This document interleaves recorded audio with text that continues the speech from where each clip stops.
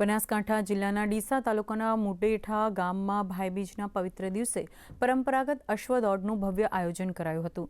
લગભગ 762 વર્ષથી ચાલી આવેલ પરંપરા અનુસાર ધાર્મિક વિધિ પૂર્ણ કર્યા બાદ અશ્વદોડ યોજાઈ હતી।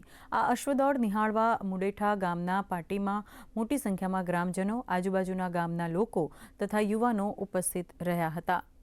ખેતાણી પાટી 762 વર્ષથી અમારી આ પરંપરાગત રીત ચાલી આવે છે।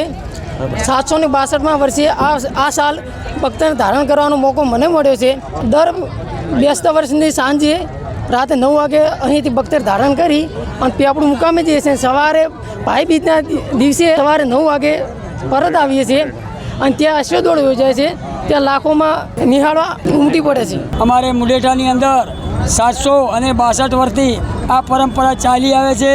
ભક્તર ધારણ કરે છે, બેનને ચુંદડી લઈને પેપડો જશ એમને રાતવાઓ રહે સવારમાં મુડેઠા ગામે આવી અને ભક્તર ધારણ કરીને ઘોડા અને અશ્વદોડ કરાવે છે।